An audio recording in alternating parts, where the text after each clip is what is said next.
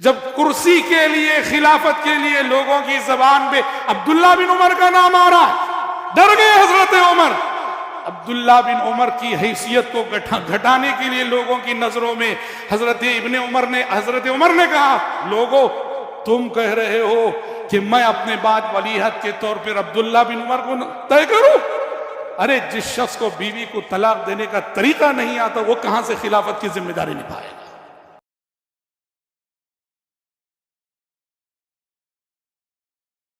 عمر بن خطاب رضی اللہ عنہ کی شخصیت، ان کی زندگی واللہ العظیم حرف حرف پڑھنے سے تعلق رکھتی ہے۔ ان کی نصیحتیں، ان کے عملی اقدامات، ان کا زہد، ان کا تقوی، ان کی خشیت، ان کی انابت اللہ، عمر بن خطاب رضی اللہ عنہ کی شخصیت ہمارے لیے ایک بہترین نمونہ ہے۔ آخرت کی جواب دہی کا احساس، حضرت عمر کا یہ جملہ محدثین نے نقل کیا ہے۔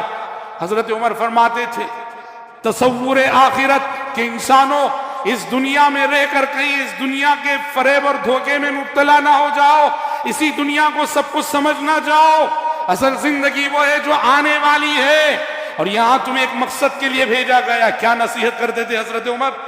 حاسبوا انفسکم قبل ان تحاسبوا وزنوها قبل ان توزنوا۔ حضرت عمر کہتے تھے، لوگوں یوم الحساب کے آنے سے پہلے اسی دنیا میں اپنا حساب آپ لے لو، اور قیامت کے روز میزان اور ترازو میں تولے جانے سے پہلے اسی دنیا میں رہتے ہوئے اپنا وزن کر لو کہ تم واقعی اللہ کے نزدیک کتنے وزنی ہو۔ خود احتسابی کی دعوت دے رہے ہیں حضرت عمر۔ یوم الحساب آنے والا ہے، اس دن کے حساب سے پہلے جب تک یہ سانسوں کا سفر جاری ہے اپنا حساب آپ لے لو، کامیاب ہو جاؤ۔ کیسا حساب؟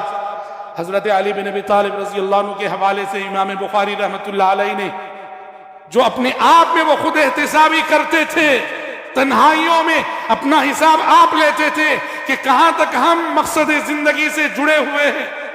دنیا سے مخاطب ہوتے ہوئے حضرت علی کہتے ہیں، یا دنیا غری غیری فقط طلقت کی البتہ، اے دنیا جا کسی اور کو دھوکہ دے، میں نے تجھے 3 طلاق دے دی ہے۔ حضرت علی کہتے ہیں، ارتحلت الدنیا مدبرہ وارتحلت الآخرة مقبلہ وَلِكُلِّ وَاحِدٍ مِّنْهُمَا بَنُونَ فَكُونُوا مِنْ أَبْنَاءِ الْآخِرَةِ وَلَا تَكُونُوا مِنْ أَبْنَاءِ الدُّنْيَا۔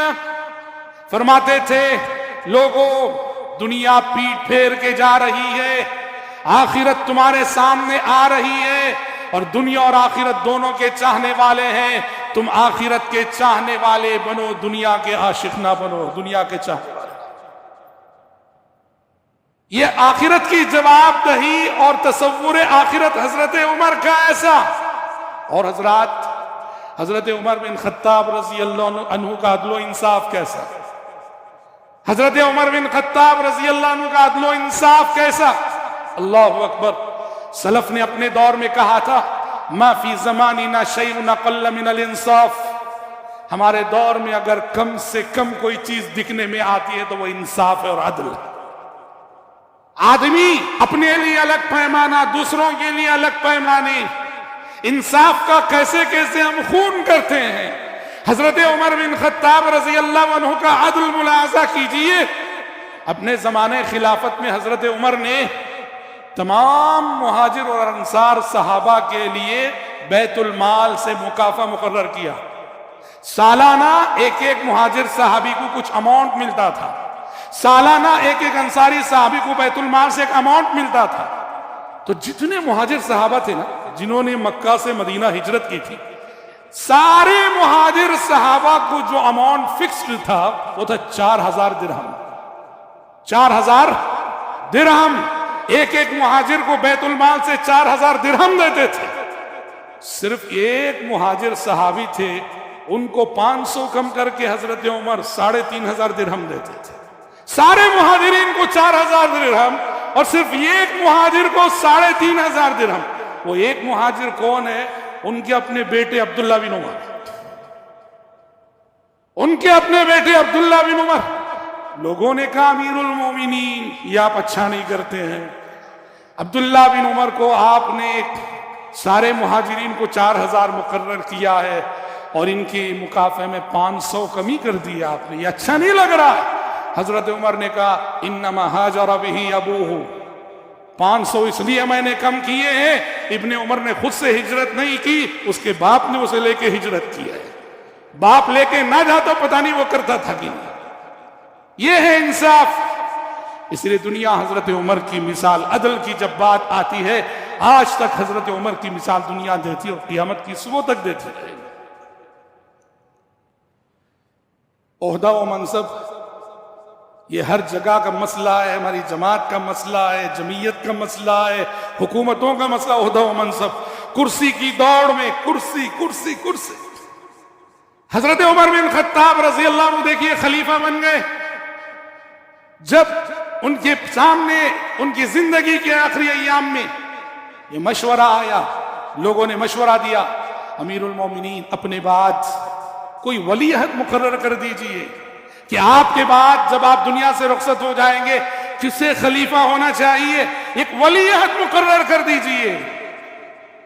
اچھا پہلے تو یہ مشورہ آیا کہ ولی عہد مقرر کر دیجئے، پھر دیکھا کہ دوسرے بعض صحابہ مشورہ دینے لگے کہ امیر المومنین ہمارا مشورہ ہے اپنے بعد ولی عہد کے طور پر اپنے بیٹے عبداللہ بن عمر کو جو ہے نافذ کر دیجئے، یہ وصیت کر دیجئے کہ آپ کے بعد عبداللہ بن عمر خلیفہ ہوں گے۔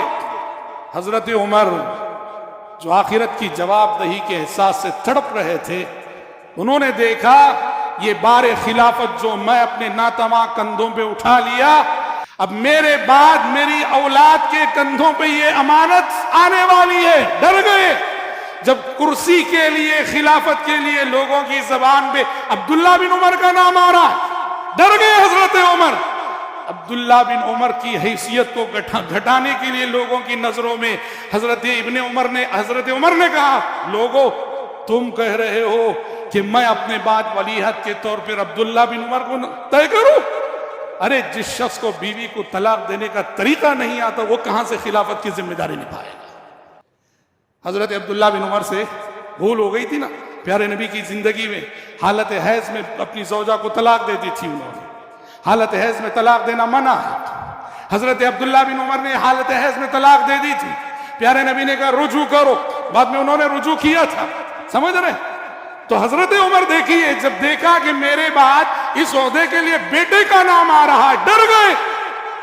اب ابن عمر کی حیثیت کو لوگوں کی نظروں میں گھٹانے کے لیے کہ کوئی ان کا نام نہ لے، کہا جس شخص کو بیوی کو طلاق دینے کا طریقہ نہیں معلوم وہ کہاں سے خلافت کی ذمہ داری نبھائے۔ یہ ہے حضرت عمر۔ اور حضرات آپ جانتے ہیں کہ انہوں نے جب وہ حکمران بنے اور خلافت کی ذمہ داری نبھائی، کس احساس کے ساتھ اور کس ذمہ داری کے ساتھ نبھائی۔ ان کا ایک جملہ مورخین نقل کرتے ہیں، حضرت عمر کا ایک جملہ، وہ ایک جملہ کافی ہے یہ سمجھنے کے لیے کہ حضرت عمر نے عہدے کو کس نظر سے دیکھا اور کیسے سنبھالا۔ وہ کہتے تھے واللہ لو عثرت بغلة في العراق لخشیت ان يسألنی اللہ عز وجل لم لم تصلح لها الطریق یا عمر۔ وہ کہتے تھے حضرت عمر کہ مجھے ڈر ہے کہ اگر میرے زمانے خلافت میں عراق کی کسی سڑک پر چلتے ہوئے خچر کو ٹھوکر لگ جائے، میرے زمانے خلافت میں عراق کی سڑک پر چلتے ہوئے کسی خچر کو ٹھوکر لگ جائے تو حشر کے میدان میں مجھ سے سوال ہوگا کہ عمر تمہارے زمانے خلافت میں عراق کی ایک سڑک پر ایک خچر نے ٹھوکر کھائی تھی، تم نے راستوں کو درست کیوں نہیں رکھا تھا؟ اس احساس ذمہ داری کے ساتھ عہدے کو نبھانے کے باوجود ڈر کتنا جانتے ہیں؟ جب زندگی کی آخری سانسیں چل رہی تھیں، ابو لولو فیروز اور مجوسی نے چھرا گھوم دیا تھا، سمجھ رہے؟ آخری سانسیں جاری تھیں اور سب لوگ آ کے دلاسا دے کے جا رہے تھے، کون سی سانس آخری ہو جائے پتہ نہیں۔ اس وقت لوگوں نے بعض آنے والوں نے حضرت عمر کے سامنے ان کے کارنامے گنائے، امیر المومنین آپ نے تو یہ قربانی دی ہے، آپ نے تو یہ کارنامہ انجام دیا۔ اس وقت حضرت عمر نے کہا تھا لا لی ولا علی، کہا کہ لوگوں تم لوگ مجھے خواب دکھا رہے ہو میری خدمات گنا رہے ہو، میرا احساس اور میرا دل اس وقت یہ کہہ رہا ہے کہ میں نے جو خلافت کی ذمہ داری اپنے ناتواں کندھوں پہ اٹھائی اور خلافت کی ذمہ داری میں نے سنبھالی، اگر کل حشر کے میدان میں یہ اعلان ہو جائے کہ عمر خلافت کی ذمہ داری کو نبھانے میں نہ اجر و ثواب کا مستحق ہے نہ عذاب و عقاب کا مستحق ہے، تو سمجھوں گا کہ میرا بیڑا پار ہو گیا، نہ مجھے ثواب ملے اس پر نہ مجھے عذاب ملے اس پر۔ یہ ہیں حضرت عمر